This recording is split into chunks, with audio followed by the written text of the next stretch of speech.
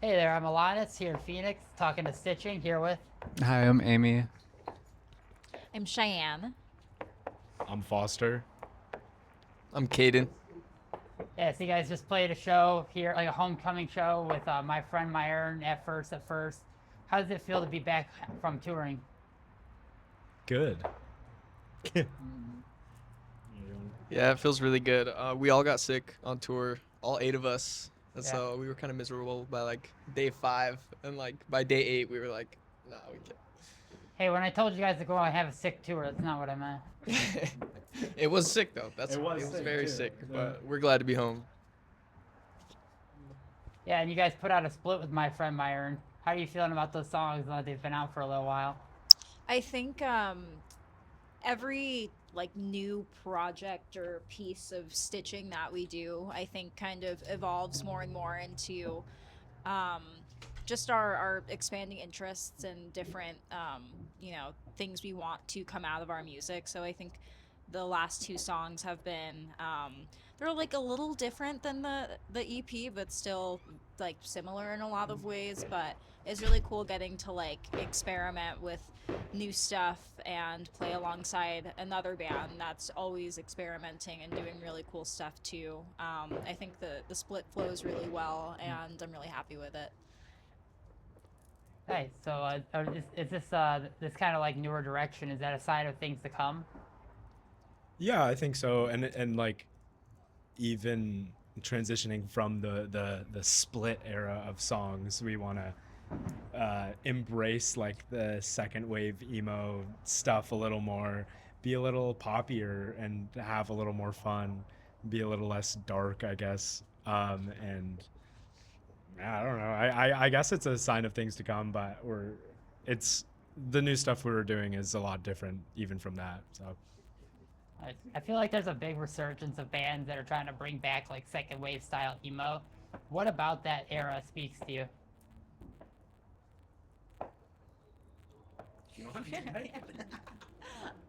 Um, I think second wave to me kind of illustrates like a point in like DIY and punk and hardcore where I think those like softer elements are more welcomed and like appreciated too, you know. And I think especially in terms of like femme people in the scene, I think it's a lot more of an inclusive scene sometimes, you know.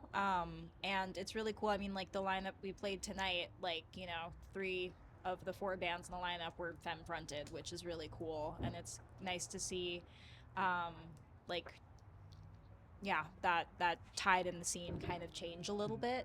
I feel like for a long time it felt like at a lot of the shows that we played, I felt like one of the only like you know femme people like fronting a band and stuff. And it's really cool to see how big you know that aspect of second wave is becoming and kind of returning to those like sing-songy melodies and still that really interesting math core type of instrumentals and stuff. Do you think like having you talk about like a lot of like the like, more femme fronted bands? Do you think that that's like why do you think that's more like prevalent now? Because in the past like year and a half, we've seen bands like First Day Back, February, like Flowers Tape Depends reunited earlier this year.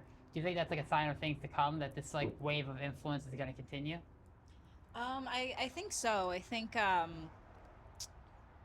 don't know. Yeah, it's not like a diss to hardcore or any of you know the heavier genres, but it tends to be a lot of the time like very like you know masculine.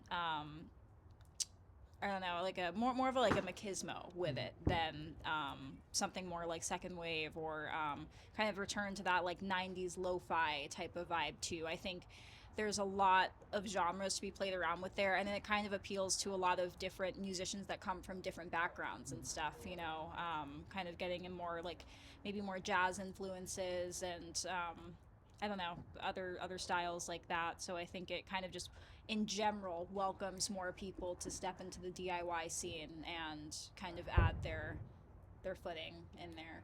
Okay. And then with today being New Year's Eve, what are some things you want to see continue into next year with emo, and some things we could leave behind?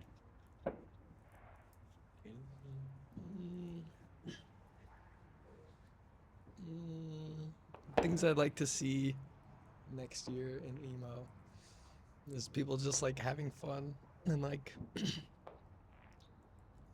treating each other and venues and bands with respect and like yeah, just everyone being friendly to each other. What is it? What's the meme? Joy baiting? No, like we're bringing this to 2026. We're leaving this. Ins. Ins and outs. yes. Oh no. In being happy nice and being happy nice having fun. and having fun and outs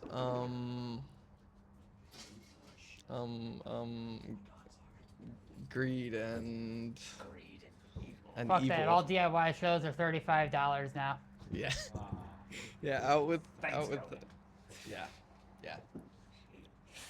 More math rock. And it's gonna be in a park. It's gonna be in a parking lot too. More queer people at shows. I've been seeing a lot more, especially got to see very cool turnout of audiences on tour, and I hope to see that more. Also, tasteful breakdowns. If you're gonna put breakdowns in your music, make them make sense. Don't just spam it every 5 seconds just because you want people to move. Wait till the deathcore kids hear that. I'm sorry. No, I'm not. What are some things that you want to bring? You want to see continue into next year? I think, yeah, just that same level of fun. You know what I mean? I think shows have always been a place of fun and energy and, you know, community and stuff. But I think more and more at these shows, I don't know, it's just higher vibes. You Yeah. know what I mean? And it's really cool to see all of the people and the communities that come out and support these projects and are around it. And that's like the main reason why, you know, any of this is possible. It's just community.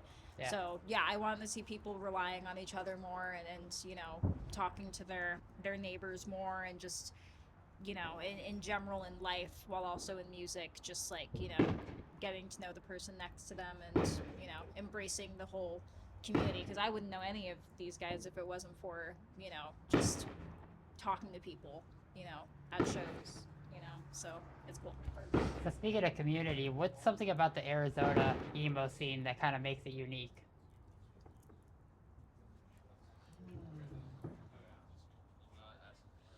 I mean, I think that there's like a specific despair in living in Arizona that I think is like reflected in a lot of the music, but also just I don't know. I see now that I'm not a teenager, I see a lot of my friends growing out of that despair and like really enjoying like we said like Jesus Christ. Like the community that we built here and people, and I think more than anything, I don't think Arizona is that much different from any other scene on Earth. It's just the people you find there that make it what it is, to me. And I think there are a lot of really good and very talented, very passionate people here, because what the fuck else is there to do in Arizona? I mean, you could go for a walk or get fast food. That's kind of all I can think of when it comes to Arizona. Could hike Thunderbird Mountain. Yeah, dude.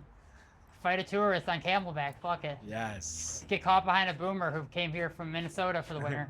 Scream at snowbirds on the freeway. There you go. Okay. Talk about how long the line of in and out is, you know. Exactly. Just Arizonan things. So, to kind of wrap things up, what is the stitching song you are all most proud of? I want to be a rock star when I grow up. I want to be a rock star when I grow up. Now that's nice and all, but what's your favorite song? That's that's a good question, actually. Honestly, probably the last song we played tonight. Oh my god. In My Own Two Shoes, I think, kind of came together, especially like when it comes to the vocals, kind of came together miraculously and I just am really proud of the melodies there and the structure itself. I think it's, not to toot our own horn, but I think it's unique, and I just feel good playing that song, so that's how I know I like it. Now I've heard a rumor that "In My Shoes" was written about that pair right there. Can you confirm that? No, because I got these after we wrote it. So you're saying you got big and sold out on your old pair. Next question. Oh. Dang, she got you there. I'd say probably yeah, in my two shoes. I think that is probably my favorite as well. But I'm excited for the stuff that we've been writing recently too.